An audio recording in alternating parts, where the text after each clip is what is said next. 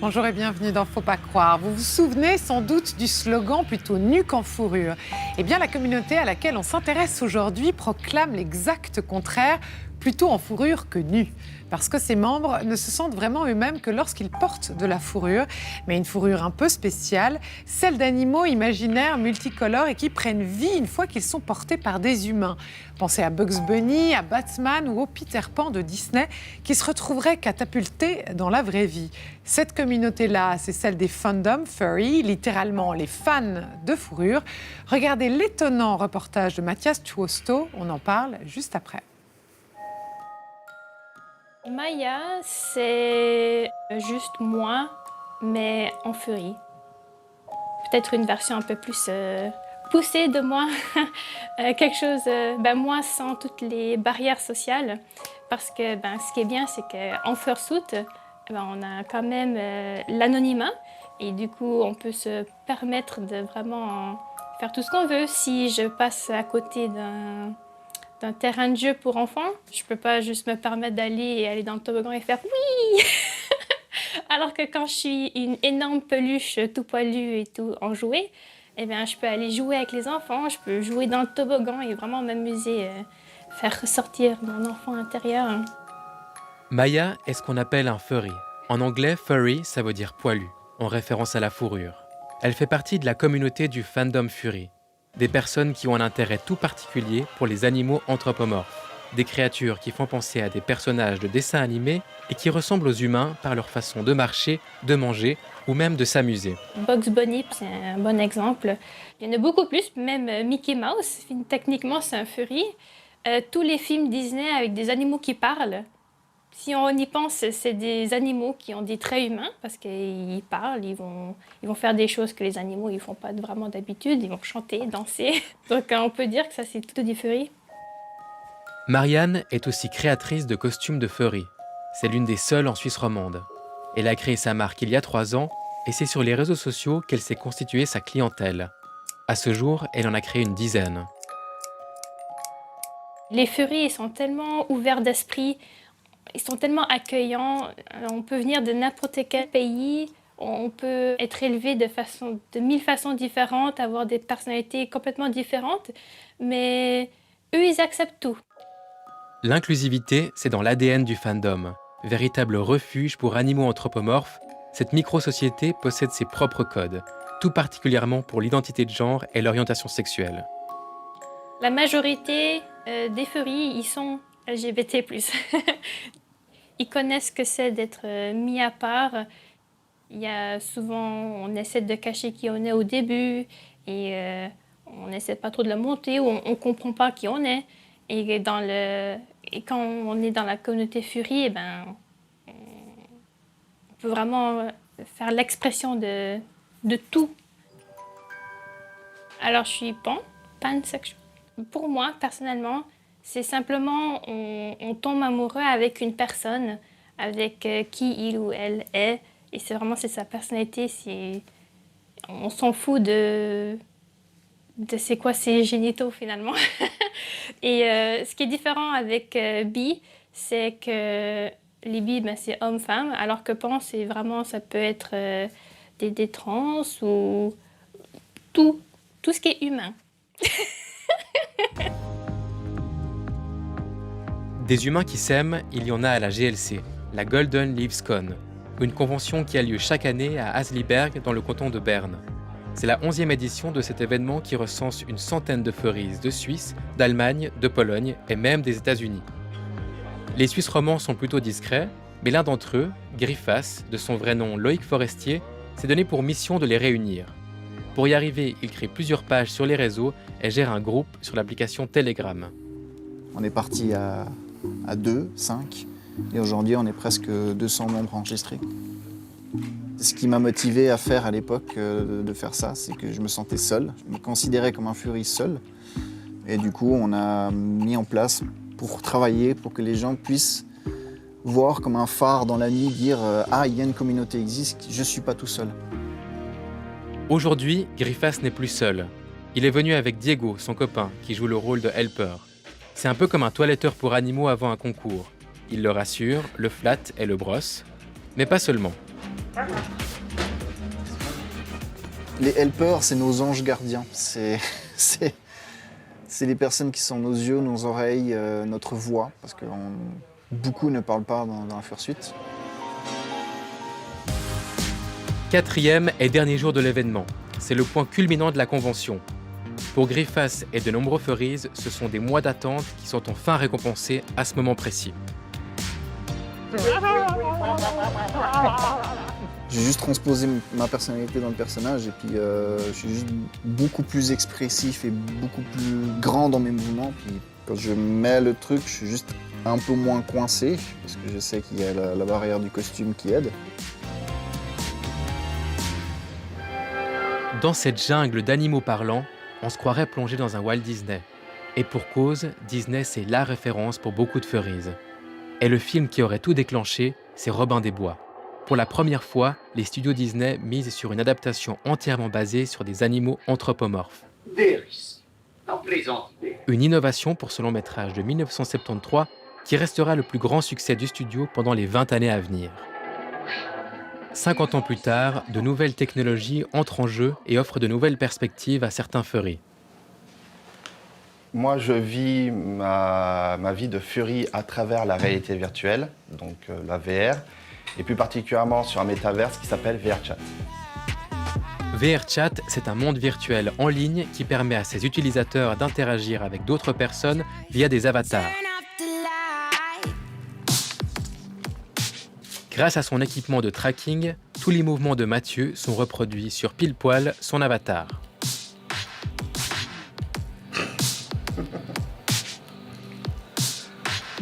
Je suis une espèce qui vient d'un dessin animé japonais qui s'appelle Digimon. Je suis une espèce de renard jaune orangé avec des marques un petit peu mauves sur le corps. Plusieurs fois par semaine, Mathieu partage son expérience de jeu en direct avec ses abonnés sur Twitch, la plateforme de streaming consacrée aux jeux vidéo. Depuis 2 ans, il s'est créé une petite communauté de furries virtuels qui l'accompagnent d'un monde à l'autre et sont depuis devenus des amis proches. Ça va toi sinon? Oui. Ça a été la semaine? Viens Tigrou, viens Tigrou. Viens. Allez, let's go. J'aime le fandom Fury surtout par la passion de ces gens, par la créativité qui est extraordinaire. Donc ça, ce sont pas des articles aléatoires, ce sont vraiment des artistes Fury, voilà, comme Neko Studio, comme Aptorani, qui présentent vraiment leurs dessins. C'est vraiment des dessins faits par des Fury et qui sont exposés ici. On rencontre des artistes, des illustrateurs, des danseurs, des entertainers, des vidéastes Fury qui sont incroyables. C'est ça qui m'a surtout permis de continuer à être dans le fandom, c'est cette créativité. C'est quasiment reproduit à l'identique. Même les spots, je m'en souviens. Je me souviens de ces spots-là. L'une des œuvres majeures du fandom dans ce monde parallèle, c'est cet endroit. Une reconstitution fidèle d'un hôtel en Allemagne où devait se tenir l'Eurofurence, la plus grande convention Fury d'Europe. La Virtual Furence est l'une des premières conventions en ligne de cette envergure. Comme dans le vrai hôtel, il était possible de réserver une chambre, jouer à des jeux et même participer à une compétition de danse. Welcome to Virtual Furence Dance Competition.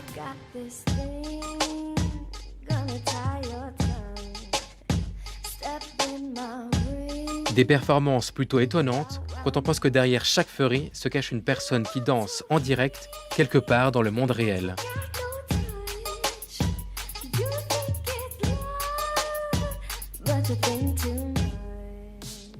Le fandom Fury se réfugie sur Internet en attendant justement que tout le monde accepte ce fandom et qu'aucun Fury ne soit pointé du doigt comme une créature mystérieuse qui est bizarre, comme a été l'époque des geeks au début des années 2000. Oula. J'ai déjà fui plus d'une fois la réalité à travers VRChat, à travers le fandom Fury, parce que voilà, la société fait que, les conditions font que. Des fois, on essaye d'avoir une petite échappatoire, d'avoir son petit jardin d'Éden tranquille pour vivre une espèce de petite vie. Maintenant que tu fais partie du fandom Fury, est-ce que tu l'assumes ou est-ce que tu te dis non, c'est juste des avatars, je suis pas vraiment un Fury? Ah ouais, de ouf. Justement, quand les gens s'en moquent, moi je l'affirme encore plus. Souvent, les gens en ont un peu honte. Une personne qui est plutôt timide ou plutôt renfermée à ce niveau-là, ils vont plus se moquer d'elle, alors qu'un mec qui affirme, ou une femme qui affirme qu'il est Fury, machin et tout, bizarrement, il n'y a plus rien à dire. Ouais, merci mon petit Starquadou. Il m'est arrivé d'être pointé du doigt plus d'une fois, mais moi, je les regarde et je dis ouais, tu me pointes du doigt, oui, il est joli ton doigt, et alors je m'en fous. Ça fait 15 ans que je suis dans le fandom, j'ai vu plus d'une fois une personne me pointer du doigt en disant ah, il est Fury, regardez comme il est bizarre. Enfin, je vous vois.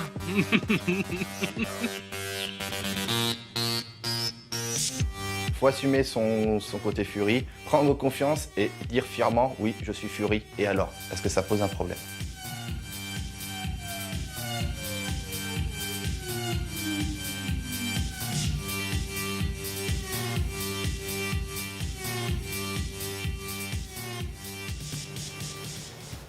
Bonjour Marianne Prescott. Bonjour. Merci beaucoup d'être avec nous. Alors on vous voit en tout début de reportage, du reportage qu'on vient de voir qui est consacré au fandom Furry. On vous voit en Maya, votre Furry, la version un peu poilue, enjouée de vous-même. On va reparler du lien que vous entretenez avec Maya. Mais d'abord, Marianne Prescott, dites-nous ce que vous avez pensé du reportage qu'on vient de voir. Alors j'ai beaucoup aimé le reportage. Je pense que ça montre vraiment bien tous les différents aspects de la communauté, le côté artistique aussi, comment les gens, comment ils se ressentent dans la communauté. Et je trouve que ça représente vraiment très très bien la communauté. Bonjour Marianne Salka. Bonjour. Merci beaucoup d'être avec nous. Alors vous êtes docteur en sociologie, maître de conférences à l'université Paul Valéry de Montpellier. Vous avez beaucoup travaillé sur cette question-là, sur les fandoms furry dans vos recherches. Dites-nous comment on peut expliquer ce phénomène. Ça, c'est difficile, la question de l'explication. On peut essayer de le comprendre par partie, surtout en se rendant attentif à ce qui se dit, à ce qui s'exprime par l'art que proposent les Furies. En tout cas, ça exprime une manière alternative d'être en société qui, je pense, est à la fois encore pour le moment assez marginale, mais qui est très prometteuse et qui taraude, je dirais, un peu le corps social dans son ensemble, qu'on soit membre du fandom ou pas.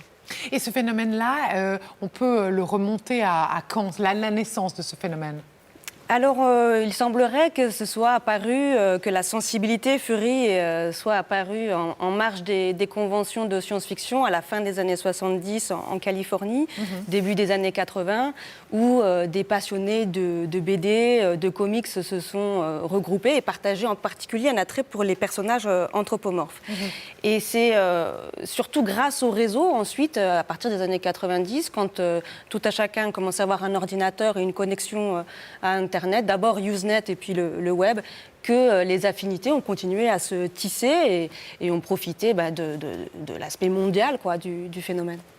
Marianne Prescott, votre furry, Maya, vous dites dans le reportage que c'est une version un peu plus poussée de vous-même. C'est moi sans toutes les barrières sociales. Ça veut dire quoi?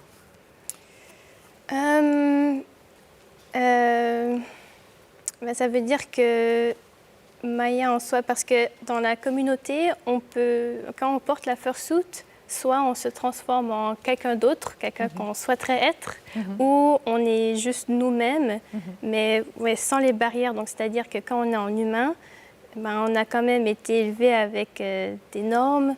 Quand on atteint un certain âge, on ne va pas dans les toboggans pour enfants, ou il faut agir d'une certaine manière pour se conformer un peu. Et quand on porte les tenues, ça n'existe plus parce qu'on a ce côté anonymat, parce on est masqué. Et du coup, si on fait une action, il n'y a pas quelqu'un qui va l'associer avec qui on est en dessous de la tenue. Et donc, on peut vraiment beaucoup se relâcher et se permettre parce qu'on a cette sécurité. Donc, c'est comme ça. Et en quelques mots, comment est-ce que vous pourriez décrire votre lien à Maya? Comment est-ce qu'on peut dire en mots ce que vous êtes ou ce que vous ressentez quand vous revêtez votre fursuit? Alors, oui, c'est un peu comme, avec une analogie peut-être animale, c'est comme un chien qui serait en laisse en tant que normal. et qu'on on l'amène dans un parc et là on peut le relâcher et là il peut courir et vraiment faire ce qu'il veut, détruire sans qu'il y ait son maître qui fait non, c'est pas bien, il faut pas faire ça. C'est un peu comme ça. Donc quand je suis en Marianne, eh bien je vais vais pas faire de la destruction ou quoi que ce soit, mais je vais quand même être consciente des gens autour de moi, je vais faire attention. Alors que quand je suis en Maya, je vais plus me permettre d'approcher des gens, par exemple. Si je suis en moi normal, il n'y a pas vraiment des gens qui aiment qu'on les approche alors qu'on ne les connaît pas. Alors que si c'est quelqu'un qui est en tenue, qui est une peluche, qui n'est pas humain, c'est beaucoup plus facile d'approcher et les gens ils vont être beaucoup plus ouverts. On va revenir, Marianne Selka, aussi avec vous sur cette idée peut-être de liberté, même cette idée de joie. Mais d'abord, on a entendu dans le reportage à plusieurs reprises ce mot de anthropocène, anthropomorphe. Qu'est-ce que ça veut dire ? Alors, l'anthropomorphisme, finalement, c'est quelque chose qui nous est familier sans qu'on s'en rende compte. Pour le dire simplement, on va dire que c'est, mais je pense que Maya le dit très bien dans le reportage d'ailleurs, c'est une disposition de l'esprit des hommes qui attribuent des qualités, des caractères humains à ce qui n'est pas censé être humain. Donc, en tout premier lieu, les animaux, mais ça peut être en soi tout autre chose, des objets, des machines et des concepts. Au Japon, on voit ça. Donc, pour les animaux, il y a diverses intensités. Ça peut être tout simplement considérer son chien comme plus humain parfois que certains hommes. Et puis, on a l'expression ensuite jusqu'au furry, mais en passant par les animés ou les bandes dessinées qui montrent des animaux qui se tiennent sur leurs pattes arrière, qui utilisent le langage humain, qui s'habillent comme des humains et qui finalement vivent dans une société avec des mœurs humaines, quoi. Mais cette animalité-là, c'est une animalité imaginaire, c'est une véritable animalité. Est-ce qu'il y a une volonté peut-être de l'humain vers, je sais pas, un retour à la nature ou peut-être une reconnexion à une animalité perdue ? Alors ça, c'est intéressant parce qu'on voit bien que les animaux qu'incarnent les avatars, qu'incarnent les furries ne sont pas tout à fait naturels au sens du naturalisme. C'est très sophistiqué, ce sont des animaux fantastiques par bien des aspects. Mais ça nous fait penser que l'anthropomorphisme, il doit être compris aussi dans sa relation avec le zoomorphisme. Et c'est ça qui fait que le fandom furry, il est très incroyable de créativité, c'est qu'à la fois ils sont fans d'animaux anthropomorphes et en même temps, eux, quand ils créent leur fursuit, ils deviennent en fait animaux. Mais des animaux anthropomorphes. Donc en fait, il y a une sorte de paradoxe, de confusion des genres, de limites, donc c'est un retour plutôt à la confusion originelle, à l'animalité en tant que concept, qu'à l'animalité de l'animal lui-même en fait. C'est une libération dans l'animal. Ouais. Donc on en revient à cette liberté. Juste qu'est-ce que c'est le zoomorphisme ? Le zoomorphisme, c'est en fait le procédé inverse de l'anthropomorphisme, c'est d'attribuer des qualités animales à ce qui n'est pas animal, donc en premier lieu l'homme, mais ça peut être d'autres choses. Marianne Prescott, on va encore une fois revenir à la liberté, mais d'abord ce côté animal-là. Vous y pensiez peut-être un retour ou peut-être je sais pas, une réconciliation ? Ça, c'est une bonne question. J'ai jamais vraiment pensé. Mais en tout cas, si on le fait, c'est inconscient de ma part. C'est vrai qu'il y a une certaine... c'est quand même... il y a beaucoup... on va howl, on va faire ah ouh. Et c'est vrai que ça peut être assez rigolo. Mais sinon, je pense pas vraiment qu'il y a une volonté d'être un animal. Mais peut-être plus le fait que les animaux, ils ne sont pas aussi restreints, il n'y a pas autant d'attentes. On ne va pas s'attendre à ce qu'un animal fasse quelque chose de spécifique ou agisse d'une manière.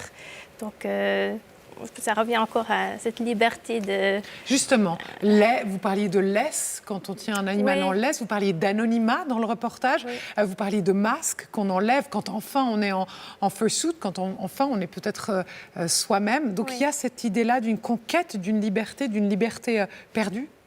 Oui, je pense que c'est bien dit, c'est exactement ça. Les gens penseraient qu'on est plus libre en tant qu'humain et qu'on peut faire beaucoup plus de choses que des animaux, mais en même temps, on s'est mis beaucoup de règles, que ce soit des règles sociaux ou ou des règles légales ou quoi que ce soit, alors que les animaux, c'est vraiment ça embody, c'est la liberté. Les animaux, ils sont pas restreints à des rues, à des maisons où tout est cadré et prédéfini. Les animaux, c'est vraiment, ils font c'est un peu l'instinct qui reprend la surface. Et voilà. Que disent-ils de nous, Marianne Selka, ces fandoms furry? Que disent-ils au fond de notre humanité? Est-ce qu'on est emprisonné? On entend les mots normes, les mots contraintes, le mot liberté, bien sûr, qu'on a répété à plusieurs reprises. On est... Je crois qu'il souligne avec une certaine poésie et en même temps une certaine turbulence. Le fait que la société humaine, effectivement, elle est régie par des protocoles. On parle en sociologie, effectivement, de masques. Et l'être humain en société, il porte une multitude de masques. En plus, il n'en a pas qu'un. Selon que nous soyons avec les institutions, par exemple les professeurs, avec les parents, avec les amis, au restaurant. En fait, on endosse chaque jour plusieurs masques qui nous paraissent aller de soi, mais qui, en fait, sont tous codés et appris, en fait, dans la socialité, dans les divers apprentissages. Et quelque part, je crois que ce qu'ils expriment d'une manière assez colorée, radicale et en même temps très pertinente, c'est la saturation de ces masques-là. Alors peut-être que, moi je dirais qu'ils sont... encore une fois, un petit peu exceptionnels, un peu extraordinaires, mais ils disent quelque chose d'ordinaire et qui concerne le renouvellement nécessaire de nos catégories de pensée. Et je crois que les furries, petit à petit, contaminent, au sens positif du terme, infusent notre esthétique d'abord, la mode, le design, tout ça, mais au fond aussi notre manière d'être les uns avec les autres. Mais est-ce qu'en cela, ils sont aussi une forme de contre-culture ? Alors une contre-culture, j'irai pas jusqu'à contre-culture dans le sens où il n'y a pas une volonté d'un groupe de renverser l'ordre établi. Il n'y a pas de message. Le message, il est incarné en soi. Ouais, voilà, il est diffus, il est incarné. Il n'y a pas une force de conviction de vouloir conquérir l'espace social. Ne serait seulement la volonté d'être reconnu, mais ça, c'est tout à fait naturel. Non, je pense que c'est une subculture, donc une culture dans la grande culture que nous partageons, une subculture qui a beaucoup de potentiel et qui dit des choses très pertinentes sur nous. Vous avez l'impression d'avoir un message à faire passer au monde, ou peut-être, commençons par plus bas, à la société? Peut-être un message d'acceptance, c'est ça le terme? Acceptation? L'acceptation, oui. C'est on veut simplement juste s'amuser, être heureux, être soi-même et d'être accepté par les autres. C'est le seul message vraiment que je vois. Peut-être, juste pas de jugement. En tout cas, dans notre communauté, c'est vraiment fou. On ne juge pas, on accepte, on s'aime entre nous. Il y a beaucoup d'affection qu'on se donne. On se dit si on fait un projet, on nous encourage à le montrer. Et on sait que le retour, il y aura du retour constructif. Beaucoup de gens qui vont dire « Ah, c'est bien » ou « Ça pourrait être mieux si on fait autre chose ». Donc, c'est peut-être... ça serait bien que tout le monde ait un peu plus cette vision empathique, ou qu'on essaie de comprendre, et même si on n'est pas d'accord ou qu'on ne comprend pas, juste d'accepter. C'est le seul message que je vois. Est-ce qu'il y a aussi une forme, Marianne Prescott, peut-être de mélancolie, peut-être de quête peut-être d'un paradis perdu de l'enfance? Peut-être. C'est vrai que dans la communauté, il y a beaucoup de gens qui ont souffert beaucoup. Peut-être entre autres parce qu'on est un peu excentrique. Déjà qu'on arrive à porter des tenues assez excentriques en public, donc ça montre qu'en soi, on n'est pas... On veut un peu sortir de cette cadre, de cette norme qui nous a été imposée dès qu'on est né par la société, et on veut juste s'exprimer. C'est possible de répéter la question? Je me suis perdue. Non, mais la nostalgie de l'enfance. Non, mais la nostalgie de l'enfance, peut-être oui, c'est ça, volonté d'un retour à un monde peut-être plus... Mais je pense qu'en soi, tout le monde a encore son côté enfant. C'est pas quelque chose qu'on va vieillir et que subitement on est mature et on a tous ce côté enfant, et c'est juste nous, on veut agir dessus parce que ça nous fait plaisir, et pour nous, il n'y a pas de honte Il ne devrait pas avoir cette catégorie de pour enfants, pour adultes, pour ados. On devrait tous pouvoir ou vouloir faire la même chose. Il n'y a pas besoin de perdre l'enfance. Mais oui, c'est vrai qu'en retournant avant, il y a eu beaucoup de tristesse, surtout qu'on est tous à peu près dans la communauté LGBT et c'est encore pas 100% accepté. Marianne Selga, juste pour, je vous voyais opiner du chef sur cette idée de retour vers un paradis perdu de l'enfance. Un paradis perdu, je ne sais pas, mais moi, ça me faisait beaucoup réfléchir. Je pense que c'est une des qualités de tous les fandoms en général, et en particulier du fandom Fury, c'est d'être un espace, et on l'a entendu dans le reportage aussi, une sorte de refuge dans lequel tout se recrée. On a l'impression que c'est comme une microcosme, un peu à l'abri de la fureur de la société officielle, dans lequel on recrée du langage. Il y a un langage qui est souvent onomatopéique, comme tu disais, on fait des bruits un peu bestiaux, mais dans lesquels aussi il y a des normes esthétiques de l'art, beaucoup de créativité, de do-it-yourself pour faire les costumes, il y a beaucoup de bienveillance, et dans ce sous-univers-là, il y a, en tout cas de ce que tu racontes, deux figures importantes qui sont celles de l'animal désaliéné de sa laisse, quoi. Oui. Ça, je trouve une métaphore géniale, et l'enfant, quoi. Ce sont deux valeurs, en fait, deux figures de valeurs qui sont, je pense, nourricières du fandom et qui sont intéressantes en dehors du fandom. L'idée de communauté, Marianne Prescott, on voit que c'est important. Oui. Avant de vous demander pourquoi c'est important, dites-nous, est-ce que vous savez combien il y a de fandom furry en Suisse? On m'a dit une centaine, un peu plus d'une centaine. Est-ce que c'est le cas Alors, je sais qu'on est beaucoup, mais en tout cas, peut-être pas comparé à d'autres pays, mais pour la Suisse, je trouve qu'il y a quand même une assez grande communauté. Mais justement, cette idée-là de se rencontrer, comme on l'a vu dans le reportage, ces cons, ces conférences, ces rassemblements-là, pourquoi c'est important de faire groupe, de faire communauté, d'être ensemble?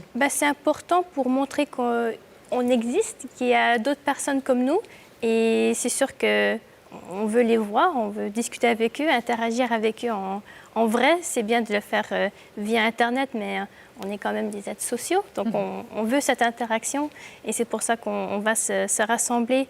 C'est aussi c'est cool de voir d'autres personnes avec les mêmes centres d'intérêt, surtout quand tout le monde porte les tenues ou ils portent de l'art de leur personnage et on peut en discuter. C'est vraiment cool d'être entouré de ça. Ouais. Merci à vous deux pour cette discussion et pour ce moment intéressant. Quant à vous, eh bien, si vous voulez réagir à notre émission, vous pouvez le faire sur nos réseaux sociaux ou à l'adresse fautpascroire@rts.ch.